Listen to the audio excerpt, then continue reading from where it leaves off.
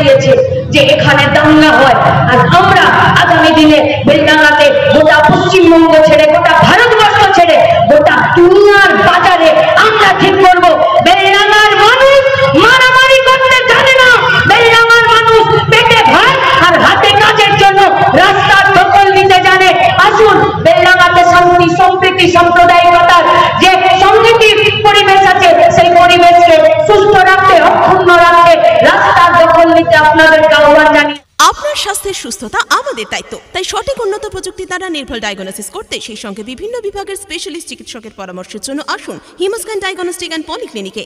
আমাদের ঠিকানা 34 নম্বর জাতীয় সড়কের পাশে, বেলডাঙ্গা পুরনো হসপিটালের দক্ষিণ দিকে। আমাদের সভাপতি, আমাদের জেলার, আমাদের পার্টির সম্পাদক ওনারা বলেছেন, আমি বলার পরে আমাদের পার্টির রাজ্য সম্পাদক কমরেড মোহাম্মদ সেলিম উনি আমাদের সামনে বললেন। সভাপতি থেকে শুরু করে জামিতা বলেছেন এখানে কি ঘটনা ঘটেছিল, কি হয়েছিল, তারপরে আজকে কেন আমরা আজকে আপনাদের সামনে উপস্থিত হয়েছি। কমরেড মোহাম্মদ সেলিম যখন বলবেন তখন নিশ্চিতভাবে উনি গোটা দেশ দুনিয়ার পরিপ্রেক্ষিতে কেন আমাদেরকে এক থাকতে হবে রুটির প্রশ্নে সে কথা তারা বলবেন। আমি আপনাদেরকে একটা কথা জিজ্ঞেস করতে চাইছি, আজকের বিকেলের সমাবেশ বেলডাঙ্গার শপথের সমাবেশ হবে তো? যে কোনো সাম্প্রদায়িক, যে কোনো অশান্তি, যে কোনো ধর্মে ধর্মে মামলা হামলা ঝামেলা ঝঞ্ঝাট কাটাকাটি মারামারি আমরা একভাবে দাঁড়িয়ে থেকে রুখে দিতে পারবো তো? যদি পারি রুখতে তবে আজকে সমাবেশ আমাদেরকে এই শপথ আজকের এই সমাবেশ থেকে নিতে হবে যে পেটে ভাত নাই, উপর থেকে টাকা নিকালকে করতে দেবো না। আগে ভাতের ব্যবস্থা করে, কাজের ব্যবস্থা করে, তারপরে আসবে তোমরা কে হিন্দু আর কে মুসলমান খুঁজতে। আর পুলিশকে ছেড়ে দেবো নাকি আমরা? ছেড়ে দেবো? এদেরকে তো সংবিধান এবং আইনের বইটাকে হাতে নিয়ে রাজ্যে, দেশে, এলাকায় শান্তি প্রতিষ্ঠা করার কাজে এদেরকে কাজ করার কথা। এরা কি করতে পারছে কাজ? ভারতবর্ষের সংবিধানে লেখা আছে এদেশের, এ মাটির, এ রাজ্যে আমাদের প্রত্যেকের মানুষের ঐক্যকে, দেশের শান্তিকে, দেশের স্বার্থকে, দেশের মানুষের স্বার্থকে যারা বিঘ্নিত করবে তাদের বিরুদ্ধে আমাদের দেশের আইন অনুযায়ী, সংবিধান অনুযায়ী তাদের বিরুদ্ধে ব্যবস্থা নেওয়ার অধিকার এদের আছে। তাই তো এদেরকে খাকি বর্দি দিয়েছে, আর তাই তো এদেরকে আইনের বইটা দিয়ে দিয়েছে। এরা কেন কোন এমএলএ আর কোন এমপি পায়ের তলায় বসে থাকার চেষ্টা করছে? তাই আমরা আপনাদেরকে হুঁশিয়ারি দিচ্ছি, आपका वेतन का पैसा हम लोगों का खून पसीना से होता है। কারো দালালি করতে আপনাদেরকে ইউনিফর্মটা দেওয়া হয়নি। তাই আপনাদের কাজ খুব গুরুত্বপূর্ণ। এই বেলডাঙ্গাতে কার ঘর ভাঙলো, কাকে কে খুন করলো, সে কোন ধর্মের আমরা জানি না। যে খুন করেছে তার একটা মাত্র পরিচয়, সে খুনি। বাপের বেটার মতন যদি কলে যেতে দম আছে ধরো খুনিদেরকে, ধরো দাঙ্গাকারীদেরকে। ছিল তো 34 বছরে राजझंडा सरकार, किसी माई का लाल का हिम्मत नहीं हुआ যে একটা সাম্প্রদায়িকতার নামে, হিন্দু মুসলমানের নামে এলাকায় কেউ দাঙ্গা করে দেবে, ঝামেলা করে দেবে। কেন আজকে পশ্চিমবঙ্গের এই অবস্থাটা? কেন, কিসের জন্য? আমরা যখন আজ বেলডাঙ্গাতে সমাবেশ করছি তখন কলকাতার রাস্তায় এই পশ্চিমবঙ্গের ছেলেরা, মেয়েরা যারা যোগ্যতার সাথে চাকরি পেয়েছে তারা নিজেদের চাকরিটা বাঁচানোর জন্য রাস্তায় পড়ে আছে। যাদের স্কুলে মাস্টারমশাই দিদিমণিদের চেয়ারগুলোতে বসে থাকার কথা ছিল, আজ वही लोग कलकत्ता के रास्ते पर इस ठंडी का मौसम में। मैडम একটু সাইড হবেন।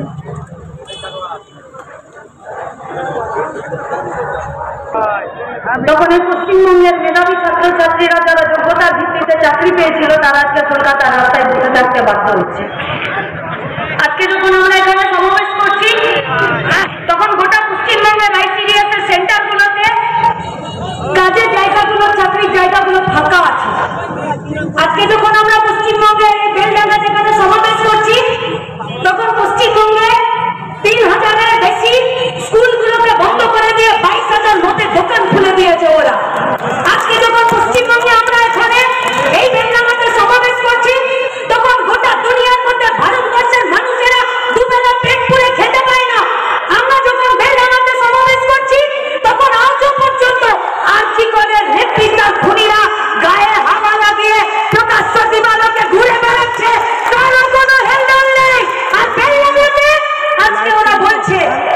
হিন্দুরা মুসলমানকে মারছে, মুসলমানরা হিন্দুকে মারছে। বুকে হাত দিয়ে বলুন তো, গোটা দুনিয়াতে কোন ধর্ম আছে যে অন্য মানুষকে মারতে শেখায়? বুকে হাত দিয়ে বলুন তো, এই গোটা দুনিয়াতে কোন ধর্মে যারা বিশ্বাস করে তারা অন্য মানুষের ঘর বাড়ি পুড়িয়ে দিয়ে তার পিঠে ছুরি করতে পারে? আছে না? নেই। তাহলে কারা করছে? কারা মসজিদকে আক্রমণ করছে? কারা মন্দিরকে আক্রমণ করছে? কারা বিভিন্ন ধর্ম যারা পালন করছে তাদেরকে আক্রমণ করছে? আসলে শুধুমাত্র মন্দির অ্যাটাক হচ্ছে না, শুধু মসজিদ অ্যাটাক হচ্ছে না, আক্রান্ত হচ্ছে, আক্রমণ করা হচ্ছে আমাদের দেশের সংবিধানকে। কারণ আমাদের দেশের সংবিধানে লেখা আছে, তুমি হিন্দু হও, তুমি মুসলমান হও, তুমি উঁচু জাতের হও, তুমি নিচু জাতের হও, তোমার পকেট ভর্তি টাকা থাকুক বা তোমার পকেট ছেঁড়া একটা জামা থাকুক, তুমি আম্বানি হও, তুমি ভিখারি হও, এই পশ্চিমবঙ্গে, ভারতবর্ষে তোমার আর তার অধিকার এক, তোমরা সবাই সমান। আসলে ওরা সবাই সমান এটা মানতে পারে না, তাই ওরা সংবিধানকে আক্রমণ করার জন্য, আপনার আমার সমান অধিকারকে আক্রমণ করার জন্য ওরা হিন্দু মুসলমান মন্দির আর মসজিদকে আক্রমণ করছে। কেন? কিসের জন্য? আমরা কি করে ভুলে যাই? এই গোটা ভারতবর্ষে এই ইলেকশনের সময়, এই লাস্ট লোকসভা ভোটের সময় যারা জাল ওষুধ বানালো, যারা জাল ওষুধ বিক্রি করলো, যারা ক্যান্সার থেকে শুরু করে একটা জ্বর, ফুসকা, ফুসকুড়ি, দাঁত ভাজা, সর্দি খাসি, এর যে কোনো ওষুধের দাম যারা হু করে বাড়িয়ে দিল। গোটা দুনিয়াতে কোন ধর্ম আছে যে অন্য মানুষকে মারতে শেখায়? বুকে হাত দিয়ে বলুন তো, এই গোটা দুনিয়াতে কোন ধর্মে যারা বিশ্বাস করে তারা অন্য মানুষের ঘর বাড়ি পুড়িয়ে দিয়ে তার পিঠে ছুরি করতে পারে? আছে না? নেই। তাহলে কারা করছে? কারা মসজিদকে আক্রমণ করছে? কারা মন্দিরকে আক্রমণ করছে? কারা বিভিন্ন ধর্ম যারা পালন করছে তাদেরকে আক্রমণ করছে? আসলে শুধুমাত্র মন্দির অ্যাটাক হচ্ছে না, শুধু মসজিদ অ্যাটাক হচ্ছে না, আক্রান্ত হচ্ছে, আক্রমণ করা হচ্ছে আমাদের দেশের সংবিধানকে। কারণ আমাদের দেশের সংবিধানে লেখা আছে, তুমি হিন্দু হও, তুমি মুসলমান হও, তুমি উঁচু জাতের হও, তুমি নিচু জাতের হও, তোমার পকেট ভর্তি টাকা থাকুক বা তোমার পকেট ছেঁড়া একটা জামা থাকুক, তুমি আম্বানি হও, তুমি ভিখারি হও, এই পশ্চিমবঙ্গে, ভারতবর্ষে তোমার আর তার অধিকার এক, তোমরা সবাই সমান। আসলে ওরা সবাই সমান এটা মানতে পারে না, তাই ওরা সংবিধানকে আক্রমণ করার জন্য, আপনার আমার সমান অধিকারকে আক্রমণ করার জন্য ওরা হিন্দু মুসলমান মন্দির আর মসজিদকে আক্রমণ করছে। কেন? কিসের জন্য? আমরা কি করে ভুলে যাই? এই গোটা ভারতবর্ষে এই ইলেকশনের সময়, এই লাস্ট লোকসভা ভোটের সময় যারা জাল ওষুধ বানালো, যারা জাল ওষুধ বিক্রি করলো, যারা ক্যান্সার থেকে শুরু করে একটা জ্বর, ফুসকা, ফুসকুড়ি, দাঁত ভাজা, সর্দি খাসি, এর যে কোনো ওষুধের দাম যারা হু করে বাড়িয়ে দিল, তারাই আজকে এই তৃণমূলকে, বিজেপিকে কোটি কোটি টাকা তারা আজকে ডোনেশন দিয়ে দিল, ঘুষ দিয়ে দিল, চাঁদা দিয়ে দিল। और तारपरे आपका और मेरा जिंदगी को लेकर, आपका और मेरा बीमारी को लेकर, आपका और मेरा हेल्थ सिस्टम को लेकर जो लोग खिलवाड़ किए हैं, এই আজকে ভারতবর্ষের পশ্চিমবঙ্গের সরকার তাদের মাথার উপরে ছাতা দিয়ে দাঁড়িয়ে আছে। কি করে ভুলে যাব? কোথায় প্রচার হচ্ছে? কোন টিভির খবরে বলছে?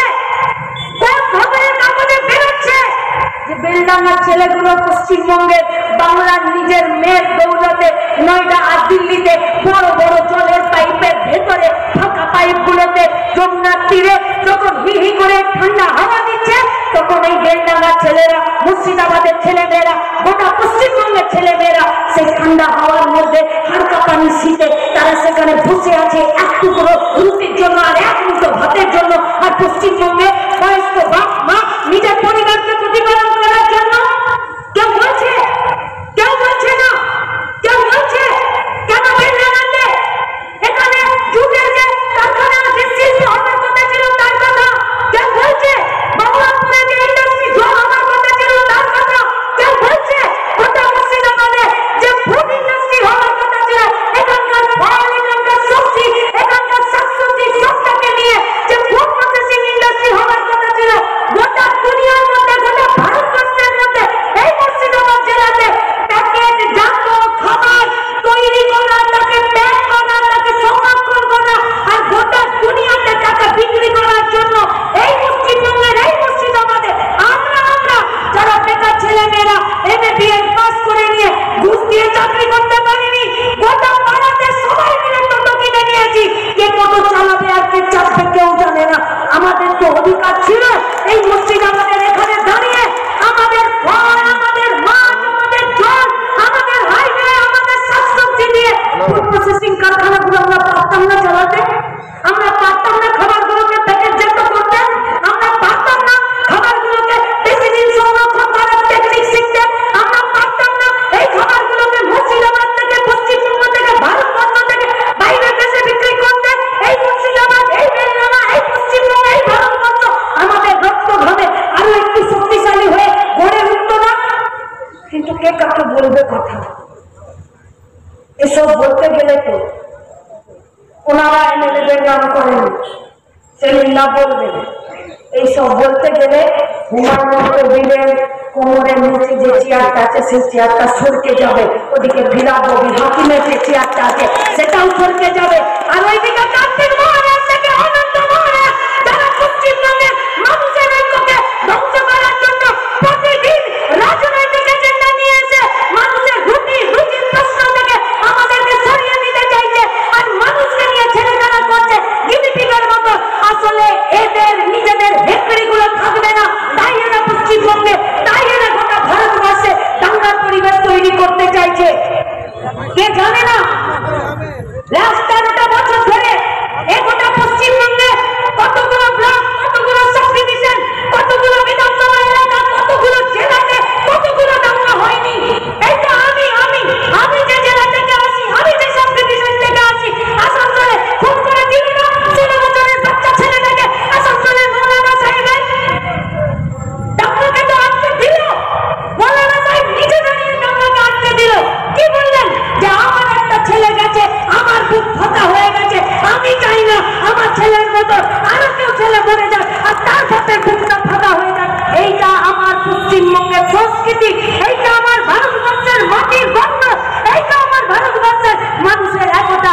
এখানে পাহাড়, জঙ্গল, সমুদ্র, মুর্শিদাবাদ, বর্ধমান, নদিয়া কোথাও বাদ নেই, কিন্তু ওরা এই গোটা পশ্চিমবঙ্গে ধুলাগড়, এই পশ্চিমবঙ্গে বেলডাঙা, এই পশ্চিমবঙ্গে কালিয়াগঞ্জ, এই পশ্চিমবঙ্গে ওরা আসানসোল তৈরি করতে চাইছে। আমরা ওদের জুতোতে পা গলাবো, পড়বো ওদের জুতো, ওদের চক্করে পাতার ফাঁদে আমরা পা দেব? তাহলে আজকের বেলডাঙার সমাবেশ থেকে আমাদেরকে শপথ নিতে হবে যে তোমরা যতই আমাদেরকে ভাগ করার জন্য, তুমি আমাকে বলো হিন্দু, ওকে বলো মুসলমান, তোমাদের যদি দম আছে তো আমরা ওদের জুতোতে পা গলাবো, পরবো ওদের জুতো, ওদের চক্করে পাতার ফাঁদে আমরা পা দেব? তাহলে আজকের বেলডাঙার সমাবেশ থেকে আমাদেরকে শপথ নিতে হবে যে তোমরা যতই আমাদেরকে ভাগ করার জন্য, তুমি আমাকে বলো হিন্দু, ওকে বলো মুসলমান, তোমাদের যদি দম আছে তো রুটি রুজির প্রশ্নে, কাজের প্রশ্নে, জিনিসের দামের প্রশ্নে আমাদের জুতোতে পা গলিয়ে আমাদের মাঠে দৌড়াতে এসো। জেতার কথা তো অনেক দূরে, দৌড় শুরু হবার আগে তোমাদেরকে আমরা ডিসকোয়ালিফাই করে দেবো। তোমাদের মুরদ নেই আমাদের মাঠে আমাদের এজেন্ডাতে কথা বলার। তাই তো গত বছর ক্রিকেট থেকে আমরা শুরু করেছিলাম এই কথাই বলতে, আসুন মাঠ বড় করি। আজকের সমাবেশ শুধু রাজঘাটের সমাবেশ নয়, আজকের সমাবেশ মানুষের সমাবেশ, যে মানুষ একে অপরের হাত ধরতে জানে। আজকের সমাবেশ মানুষের প্রেমের সমাবেশ। আজকে আজকে সমাবেশ মানুষের সম্প্রীতির সমাবেশ, যেখানে আপনার আমার পরিচয় শুধু আমরা মানুষ হিসাবে। যদি আমরা নিজেরা মানুষ হিসাবে প্রতিষ্ঠিত হতে না পারি, তাহলে বেলডাঙ্গা ঘটাতে হবে না। গোটা পশ্চিমবঙ্গে ওরা চাইছে 10,000 বেলডাঙ্গা হোক, আর 10,000 বেলডাঙ্গা হলে 20,000 আরজিকর হবে। গোটা পশ্চিমবঙ্গে আরো যদি বেলডাঙ্গা হয়, তাহলে পশ্চিমবঙ্গে পরিযায়ী শ্রমিকদের লাশ আসার সংখ্যা বাড়বে। এই পশ্চিমবঙ্গে যদি আরো বেলডাঙ্গা হয়, তাহলে জিনিসপত্রের দাম আরো বাড়বে। এই পশ্চিমবঙ্গে যদি বেলডাঙ্গা হয়, তাহলে রুটি আর ভাতের কথা হবে না, স্কুলের কথা হবে না, ICDS এর কথা হবে না, কথা হবে রিয়াল লটারি। অভিষেককে 100 কোটি টাকা দিল আর বিজেপিকে 10 কোটি টাকা দিল। গোটা পশ্চিমবঙ্গ মদ আর লটারিতে চালাতে চাইছে ওরা। दिए दिच्छे देशेर सरकार एक के बाद एक। हम लोग सुने थे, हम लोग जाने थे, हम लोग पढ़े थे कि इस भारतवर्ष का रेलवे, जिस रेलवे को वो लोग बेचना चाह रहे हैं, जिस रेलवे को सरकारी को वो लोग खत्म करना चाह रहे हैं, वही रेलवे वही ट्रेनগুলোতে যখন প্ল্যাটফর্ম থেকে ইয়ার্ডে চলে যায়, তখন যে ডিজেলটা লাগে 2,500 না 2.5 লাখ প্রতি মাসে না প্রতিদিনে, আমি এই মুহূর্তে বলতে পারছি না, কিন্তু সেই ডিজেলটার সাপ্লাইয়ের যে অর্ডারটা ছিল সেটা ভারতবর্ষের সরকারকে দেওয়া ছিল। ये अंबानी अदानी का खेल देखिए, मोदी और शाह मिलकर भारतवर्ष के ওই ডিজেলের অর্ডারটা না দিয়ে আম্বানি আর আদানিকে দিয়ে দিল। হবে আমার দেশের উন্নতি? হবে আমার রাজ্যের উন্নতি? পাবো আমরা কাজ? পেট ভরে রাত্রেবেলা শুতে যেতে পারবো? পেটে খিদে থাকবে, হাতে কাজ থাকবে না, চোখের সামনে দেখবো মা বাপ অসুস্থ হচ্ছে, চোখের সামনে দেখবো না খেতে পাওয়া লোকের সংখ্যা বাড়ছে, চোখের সামনে দেখবো প্রতিটা দিন আমাদের বস্তিগুলো, আমাদের গ্রামগুলো, আমাদের পাড়াগুলো গরিব হচ্ছে। তারপরে কেউ এসে আলোতে বলে দেবে ওরা খারাপ, কেউ এসে দুটো ঝান্ডা লাগিয়ে বলে দেবে ওদের ধর্মস্থানকে গালি দিয়ে দেবে। আছে ভারতবর্ষের সংবিধানে এর কোনো প্রভিশন নেই। তাহলে কেন করছে? কারণ আপনার কাজের প্রশ্নে যাতে ওকে উত্তর না দিতে হয়। কিন্তু গোটা আরজি করের ইস্যুতে পশ্চিমবঙ্গের মানুষ আমাদেরকে সাহস দিয়েছে। গোটা পশ্চিমবঙ্গের মায়েরা আমাদেরকে বলেছে লড়ে যা তোরা, আমরা তোদের সাথে আছি। 14 তারিখের রাত যদি দখল করতে পারি, তাহলে আমার দিনের বেলাটা গোটা পশ্চিমবঙ্গের রাস্তা দখল হবে, যেখানে শুধু মানুষের জমায়েত হবে, কে হিন্দু কে মুসলমান হবে না। তাই আজকের পশ্চিমবঙ্গে, আজকের বেলডাঙ্গাতে, আজকের মুর্শিদাবাদে, আজকের গোটা রাজ্যের পরিস্থিতিতে আমাদেরকে আজকে ঠিক করতে হবে আমরা এক থাকবো কিনা, আমরা রুটির কথা বলবো কিনা, আমরা রুচির কথা বলবো কিনা, আমরা জিনিসপত্রের দামের কথা বলবো কিনা, আমরা প্রতিদিন বেঁচে থাকার জন্য, মানুষের মতন বেঁচে থাকার জন্য আমাদের হেলথ সেন্টারগুলোর কথা বলবো কিনা, আমাদের ICDS থেকে আমাদের পাড়ায় পাড়ায় পোয়াতি মাগুলোর জন্য যারা ডাল ভাত মুসুরির ডাল সোয়াবিন আর ডিম সেদ্ধর কথা বলবো কিনা, নাকি প্রতিদিন ভয় পাবো যে কোথায় যাব, কার দোকানে যাব, চাচার দোকানে গেলে চাচা মারবে না তো, কাকার দোকানে গেলে কাকা মারবে না তো? না, চাচার দোকানে গেলে চাচা মারবে না, কাকার দোকানে গেলে কাকাও মারবে না। আসলে মারা বলে এরা যে হাওয়া তুলছে, সেই হাওয়াটা প্রতিদিনের রুজির লড়াইয়ের আগুন জেলে এই হাওয়াটাকে আমাদেরকে জমিয়ে দিতে পারবে। তাই শীতের হাওয়া 2 দিন শুরু হয়েছে, কিন্তু এই শীতের হাওয়া চিরকাল থাকবে না। সূর্য উঠবে মাথার উপরে, রং হবে লাল, ঐক্যবদ্ধ হবে মানুষ, আর সেদিনকে তপ্ত মাটিতে দাঁড়িয়ে মানুষ শপথ নেবে এক থাকবো এক। আর এক থাকার প্রশ্নে, আমাদের ভবিষ্যৎ প্রজন্মের প্রশ্নে, আমাদের স্কুল, আমাদের হেলথ সেন্টার, আমাদের হসপিটাল, আমাদের এলাকা, আমাদের কাজের জায়গা, আমাদের কারখানার জায়গা নিয়ে আমরা কথা বলবো। আমরা দেখতে যাব কোন কারখানার গেটে তালা খুললে বললো আমরা দেখতে যাব কতগুলো সারের বস্তা কালো বাজারে বিক্রি হচ্ছে, আমরা দেখতে যাব ইলেকট্রিক বিলের দাম বন্ধ করছে। আমরা ওদের উস্কানিতে যাব না দেখতে মন্দিরের তলায় মসজিদ আছে না মসজিদের তলায় মন্দির আছে। এই পশ্চিমবঙ্গে কেউ বলতে পারবে না, কেউ বলতে পারবে না, এ ভারতবর্ষে কেউ বলতে পারবে না যেখানে কোনোদিন মন্দিরের অভাব হয়েছে, কোনোদিন মসজিদের অভাব হয়েছে, কেউ বলতে পারবে না। আজ 2,500 বছরের ইতিহাসে যে এই পশ্চিমবঙ্গে এই ভারতবর্ষে মসজিদে আজান হয়নি আর মন্দিরে সন্ধ্যা আরতির সময় ঘন্টা বাজেনি, তাহলে আজ কি প্রয়োজন পড়লো দীঘাতে 300 কোটি টাকা দিয়ে জগন্নাথের মন্দির তৈরি করার আর এখানকার বাবু সাহেবের বাবরি? শুভ বেডিং অ্যান্ড স্টিল ফার্নিচারের পক্ষ থেকে আপনাদের জানাই শুভেচ্ছা ও সাদর আমন্ত্রণ। বাগানে সৌন্দর্য যেমন ফুল, তেমনি ঘরের সৌন্দর্য হলো ফার্নিচার। এখানে পেয়ে যাবেন খাট এবং খাট সাজানোর সমস্ত রকমের সামগ্রী। এছাড়াও এখানে পেয়ে যাবেন শোকেস, আলমারি, রয়েছে বিভিন্ন ধরনের সোফা, ডাইনিং টেবিল এবং নামি দামি ব্র্যান্ডের আকর্ষণীয় আসবাবপত্র ও স্টিল ফার্নিচার। মাস মাইনে থেকে টাকা বাঁচিয়ে একসঙ্গে এতগুলো টাকা খরচ করে কিভাবে ফার্নিচার কিনবেন সেটা নিয়ে ভাবছেন তো? কোনো সমস্যা নেই। শুভ বেডিং অ্যান্ড স্টিল ফার্নিচারের বিশেষ সুবিধা হলো এখানে সমস্ত প্রোডাক্টের উপর ইএমআই এর ব্যবস্থাও রয়েছে। তো আর দেরি কিসের? আজই যোগাযোগ করুন শুভ বেডিং অ্যান্ড স্টিল ফার্নিচারে। আমাদের ঠিকানা ফুলবাস্তলা মোড়, আমতলা রোড, বেলডাঙ্গা, মুর্শিদাবাদ। দুলাল সরকার খুন, সকালবেলাতে তার বাড়ির সামনেই, বাড়ির কাছেই তাকে গুলি করে পরপর 4 রাউন্ড গুলি করে তাকে খুন করা হয়েছে। খুন হয়েছে এটা তো মারাত্মক কথা, কিন্তু কে খুন করলো এটা বড় কথা। কেন তৃণমূলকে খুন করছে আমি তো কিছু না জানি বলে দিলাম। একেবারে স্থির বিশ্বাস রেখো, অনেকদিন আগে বলেছি, যেখানে দেখিবে ছাই উড়াইয়া দেখিও তাই, পাইলেও পাইতে পারো অমূল্য রতন। লুট হোক, দুর্নীতি হোক, খুন হোক, মারামারি হোক, দাঙ্গা হোক, তার মধ্যে তৃণমূলের যোগ পাওয়া যাবে। আর তৃণমূলের যোগ মানে সে তৃণমূল বিজেপির নামে করছে না তৃণমূলের নামে করছে সেটা আলাদা কথা। এরা এই মালদা মুর্শিদাবাদে এই যে খুনোখুনি যারা তৃণমূল করছে, দেখবে এদের মধ্যে একটা বড় অংশ অন্য দল থেকে শুভেন্দুর হাত ধরে এসছে, নাহলে মুকুল রায়ের হাত ধরে এসছে, এবং তারপর আবার একে অপরের হাত ধরে অন্য দলে চলে যাচ্ছে। এদের কোনো নীতি নেই, নীতির কোনো বালাই নেই।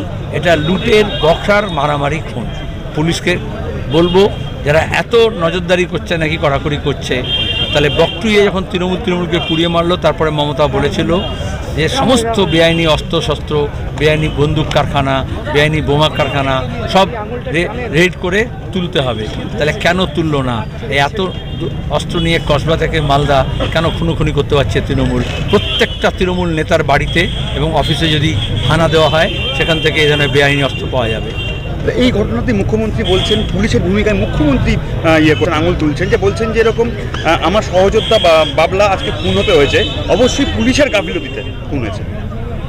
এই যে বাবলা সরকার দেখবে অনেক দাপটে নেতা ছিল, একটা সময় মুকুল রায়ের সঙ্গে ছিল, এবং তারপরে ওর নাম অনেক চলে এসেছিলো যখন চিট ফান্ডের জমি জমা ব্যাপার নিয়ে যখন প্রশ্ন উঠছিল, এবং সেই জমির দখলদারি কার থাকবে, কে নেবে, এসব নিয়ে অনেক ঝামেলা ছিল। কিন্তু ঝলঝলিতে মালদার একদম স্টেশনের কাছে বুক ফুলিয়ে তৃণমূলের অফিস খুলে সে এক সময় তৃণমূলের একেবারে মাতব্বর হিসেবে এসেছিল। তাহলে আজকে দাঁড়িয়ে এটা ডাকাত দল, তৃণমূল দল নয়, যেখানে দাঁড়িয়ে নতুন যখন ডাকাত সর্দার হয় তখন পূর্ণ সর্দারকে এভাবে খুন করে। এখন মুখ্যমন্ত্রী পুলিশকে কেন দোষারোপ করছেন?